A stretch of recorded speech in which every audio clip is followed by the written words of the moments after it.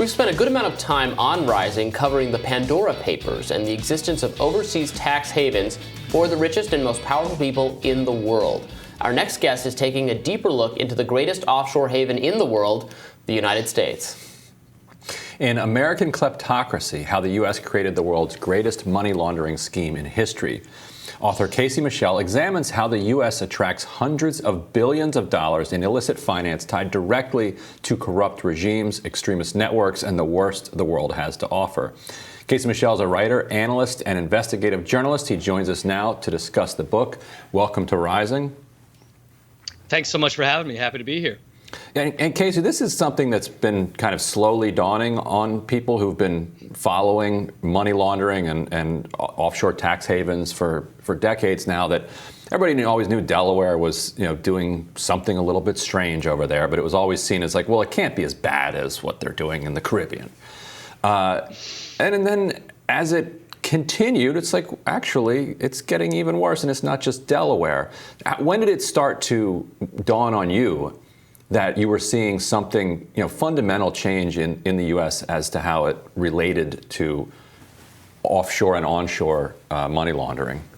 Sure, Ryan. That's a fantastic question. I mean, I think you're exactly right in that. I think there's always been this kind of underlying or maybe kind of almost intangible sense that there were transformations taking place, there were systems that were developing, and there were policies that were being implemented that allowed certain, in this case, American states, places like Delaware, though by no means limited to Delaware whatsoever, to transform into these kind of miniaturized offshore empires of their own. Obviously, as the book details, we have states like Delaware that have led this charge, but you've also had other numerous American states that have followed suit, places like Nevada, places like Wyoming, places increasingly like South Dakota, as we saw just last month in the Pandora Papers. Certainly on my end, it was probably around the mid-2010s when I first began not only researching and reporting on this phenomenon, but then beginning to see how these transformations, how all of this illicit capital, how all of these kleptocratic or oligarchic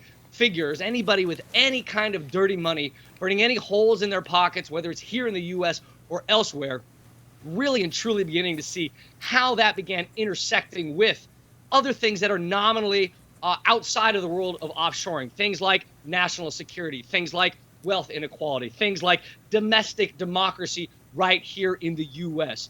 You had this real confluence of events, trends, and realities come to a head. I mean, certainly of so many different things in 2016, circa the 2016 election, that we've only seen continue and accelerate ever since. I mean, I don't think it's any coincidence that in 2016, we also saw the very first release of the Panama Papers, again, the very first release of one of these major offshore tranches, all the details of these offshoring networks that, oh, by the way, just so happened to intersect with a number of American states. So again, Ryan, as you mentioned, we've all had this kind of broader idea that maybe something has been going on, maybe these transformations have been taking place, but it's only just now that we're beginning to see how damaging, how destructive these realities have been, not only to the populations that are being pillaged, that are being looted by these corrupt and crooked elite elsewhere, but also to communities and polities right here in the United States of America. And what's gotten worse? Because obviously greed has existed for as long as humans have existed. The elites have been the elite corruption is nothing new.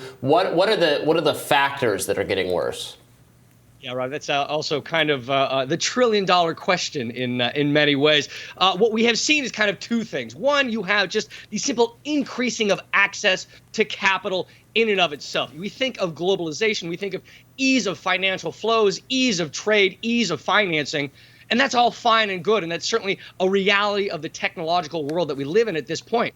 But there is a dark side to that. There is an undercurrent to that. Those tools and technologies that allow for the ease of transfer across borders, across jurisdictions, those above board mechanisms, those can still be used and utilized by those who have, again, any kind of dirty money burning holes in their pocket. It is in many ways the kind of dark side of globalization that simply with the click of a button or a single email or a single phone call, you can move millions or in certain cases billions of dollars day in and day out without any kind of regulatory oversight whatsoever. That's certainly one change from what we've seen in decades previous. The other is the simple mechanisms and protections of financial secrecy. So again, we were talking about Delaware just a moment ago. This is not something that happened overnight. This is not a transformation that we woke up one day this year or last year and realized had taken place. This is decades in the making. And through those decades, we have regulation upon regulation upon regulation perfecting the art of these offshoring and financial secrecy vehicles. So again, in states like Delaware, it has perfected the art of the anonymous shell company, which is, again, the building block of so many of these illicit transnational financial networks. In places like South Dakota, it's things like anonymous trusts that can last perpetually. They can last until the sun burns out of the sky, and none of us will have any idea what is going on in South Dakota, aside from, again, things like the Pandora Papers. So you have the confluence, again, of these two things. One, obviously, the ease of transferring funds, but two, the protections therein. And we have never, ever seen the pairing of something like that. And again, we're only just beginning to learn about how damaging that transformation has been for, frankly, all of us. And can you walk us through some of the basics of this? I'm asking for a friend here. Imagine that I'm a senior executive at a Malaysian sovereign wealth fund. And with a few keystrokes, I find that all of a sudden I have $250 million of Malaysia's public money now in my own private bank account. What do I do next? How do I get from there to a place where I can become part of this cosmopolitan elite and access my money anywhere I want in the world? Yeah, I will say, Ryan, that's an excellent example, and certainly there are any number of figures and case studies out of either Malaysia or regarding sovereign wealth funds that readers can certainly find more information about. Again, the book in and of itself is not arguing that the U.S. is the only offshore haven in the world. It's not arguing that the U.S. is the only financial secrecy or pro-kleptocracy haven in the world. What it is arguing is that it is certainly the largest of the bunch, and that within that scale, it has any number of other industries, any number of other, as we describe them, American nationals, American enablers, more than happy to perfectly legally move, hide, and launder that money for the benefit of those, again, kleptocratic figures, whether they are in Malaysia or elsewhere, because we know they come from all around the world. Now, I would say to this certain friend, this certain contact that you have in Kuala Lumpur, I would say there are a few ways you can go about this. Certainly, you can go about setting up an anonymous shell company. You can go about setting up an anonymous trust on your own end.